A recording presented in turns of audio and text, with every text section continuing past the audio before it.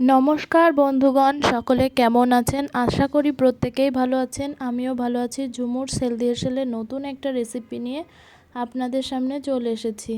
তো এটা দেখে বুঝতে পাচ্ছেন এখানে কলা পাতায় মাছের পাতুরি করে নিচ্ছি। এটা হলো ভেটকি মাছ। তো এই যে ভেটকি মাছ খুব সুন্দর ছিল, কিন্তু মাছটা একদম টাটকা তাজা ছিল। তো আমি এখান থেকে 4 পিস মাছ আমি পাতায় দিয়ে নেব। তো তার জন্য আমি শিলে লঙ্কা বেটে নিয়েছি। পাকা লঙ্কার ভেতর যে কাঁচা লঙ্কার ভেতর যে পাকা পাকা লঙ্কা থাকে সেইগুলো। তো আমি এবার মাছটাকে ম্যারিনেট করে নেব। তো এর মধ্যে আমি কি কি দিয়ে দিচ্ছি দেখুন। যেরকম ঝাল খান সেই অনুযায়ী লঙ্কা বাটা দিয়ে দেবেন। পরিমাণ মতো দিয়ে দিতে হবে লবণ আর হলুদের গুঁড়ো। তো আমার ভিডিও আপনাদের কেমন লাগে অবশ্যই কমেন্ট করে জানাবেন। যদি ভালো লেগে থাকে তাহলে একটু লাইক কমেন্ট করবেন আর চ্যানেলটাকে সাবস্ক্রাইব করে পাশে থাকবেন। তো আমি হলুদ দিয়ে দিয়েছি, এইবার দিয়ে দেবো সর্ষের তেল। তো এবার আমি মাছটাকে খুব সুন্দর করে ম্যারিনেট করে নেব। তো মাছটাকে আমি ম্যারিনেট করে নেব আর এইদিকে আমি কলা পাতায় একটু তেল মাখিয়ে নেব। কলা পাতায় তেলটা আগেই মাখিয়ে নিচ্ছি, মাছটাকে ম্যারিনেট করব একটু পরে। তো আগে তেলটা না মাখিয়ে নিলে তাহলে মাছটা লেগে যেতে পারে। হাতে মশলাপাতি থাকলে সেই তেলটা দিয়ে আমি যদি, আর কেউ কিন্তু পাতার উপর মাছ মাখবেন না, তাহলে পাতা ছিঁড়ে যেতে পারে। আলাদা একটা পাত্রে মাছ কিন্তু খুব সুন্দর করে তেল হলুদ লবণ দিয়ে ভালো সুন্দর করে ম্যারিনেট করে নিতে হবে। তো আমার ভিডিও আপনাদের কেমন লাগে অবশ্যই কমেন্ট করে জানাবেন। আর ভেটকি মাছের পাতুরি কে কে পছন্দ করেন সেটাও অবশ্যই কমেন্ট করে জানাবেন। তো আমার তো যে কোনো মাছের পাতুরি খুব ভালো লাগে, আর আমি এইটা বানাতেও পারি ভালো। আর কার কার পছন্দ অবশ্যই কমেন্ট করে জানাবেন। আমার কাছে ভালো লাগে, তাই জন্য আমি এই রেসিপিটা খুব সুন্দরভাবে শিখে নিয়েছি মার কাছ থেকে। তো আমার মার কাছ থেকে শেখা রেসিপি আপনাদের কেমন লাগছে অবশ্যই কমেন্ট করে জানাবেন। মায়ের কতগুলো টেকনিক আছে মাছ পাতায় দেওয়ার, সেগুলো বলবো। তো মাছটাকে আগে দিয়ে দিতে হবে মাঝখানে, যার জন্য এই আলুটাকে কিন্তু মা মাঝখানে দেয়, কিন্তু আমি মাছটাকেই মাঝখানে দিই।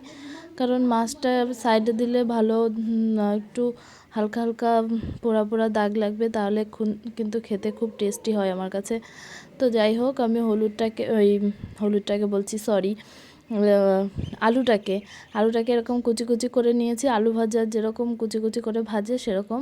তো এর মধ্যে আমি পরিমাণ মতো সেই হলুদ লবণ আর তেল, আর কিছুই কিন্তু দিইনি। আর কিছু জিরা টিরা কেউ দেবেন না, কিন্তু জিরা আদা টাদা কিছুই দিতে হবে না। তো হলুদ লবণ তেলই দিতে হবে। এটা থেকে আলুটাকে একটু একটু ভালো করে গায়ের জোর দিয়ে একটু মেখে নিতে হবে। তো আলুটা যাতে একটুখানি নরম নরম হয়ে যায়। তো এবারে মাছের সাইড দিয়ে এবার আলুটাকে আমি খুব সুন্দর করে দিয়ে দেবো। তো আমার ভিডিও আপনাদের কেমন লাগে অবশ্যই কমেন্ট করে জানাবেন। যাদের যাদের ভালো লাগে থাকে অবশ্যই পাশে থাকবেন। আর যারা যারা নতুন এই ভিডিওটা দেখছেন অবশ্যই চ্যানেলটাকে সাবস্ক্রাইব করে পাশে থাকবেন। আর নতুন নতুন রান্নার ভিডিও পেতে বেল আইকনটা প্রেস করে অল করে রাখবেন প্রত্যেকে। তো আলুগুলো আমি এইভাবে সুন্দর করে মাছের পাশ দিয়ে দিয়ে দেবো। তো দেখুন আলু দেওয়া কিন্তু হয়ে গেছে। এবার আমি ঢাকনা দিয়ে ঢেকে রেখে দেবো। তো এই যে এইভাবে সাজিয়ে নিয়েছি, আর বাটিটা ধুয়ে একটু সামান্য পরিমাণে জল দিয়ে দিয়েছি, যাতে একটু আলুটা খুব সুন্দর করে সিদ্ধ হয়। একটু একদম হালকা আছে কিন্তু এটা করতে হবে। এই যে ঢাকনা দিয়ে ঢেকে রেখে দিচ্ছি।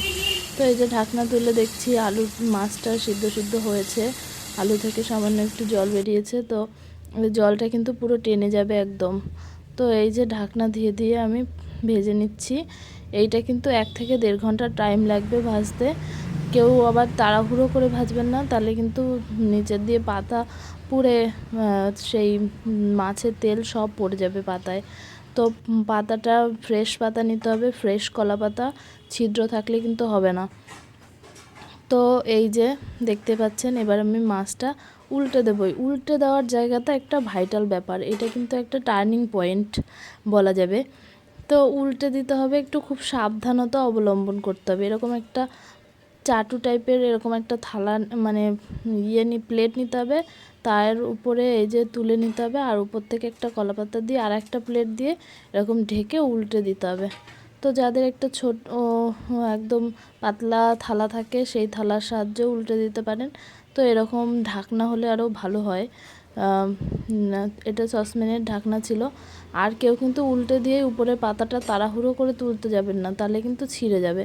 তো আমি কিন্তু তুলছি না এখন, এটাকে একটা নিনজা টেকনিক আছে, বললাম না, ওই যে থালা দিয়ে ঢেকে দিতে হবে ঢাকনা দিয়ে। এইবার একটু তাপে ওই মাছগুলো ছেড়ে যাবে, যে বাষ্পটা উঠছে সেই বাষ্পে। এবার দেখুন খুব সুন্দর করে কিন্তু পাতাটা ছেড়ে যাচ্ছে।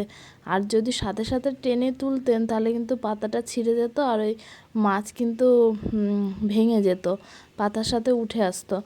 তো দেখছেন, কিছু টেকনিক অবলম্বন করলে খুব সহজেই সাধারণ রেসিপি হয়ে যাবে অসাধারণ।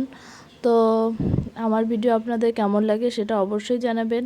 প্রত্যেকবারের মতো বলছি, যারা নতুন আছেন একটু চ্যানেলটাকে সাবস্ক্রাইব করে পাশে থাকবেন। তো এই যে কার কার খেতে ইচ্ছা করছে, আমি কিন্তু খেয়ে নেব একদম, আমার তো দারুণ লাগে। তো সবাই সুস্থ থাকবেন, ভালো থাকবেন, আজ আসি, দেখা হবে অন্য কোনো রেসিপিতে, বাই।